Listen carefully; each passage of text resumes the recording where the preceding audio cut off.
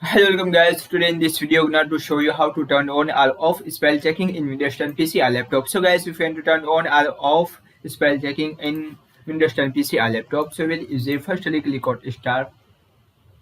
After, click on Settings. After, click on Devices. And after, click on Typing. Click on, if you want to turn off, so slash to off position. And if you want to spell checking, turn on, so slash to on position. That is. So guys, this is very simple and easy and quickly method if you want to turn on or turn off spell checking in Windows 10 PC or laptop. Thank you for watching this video. Please like, share and subscribe and please comment this video useful or not. Thank you for watching this video.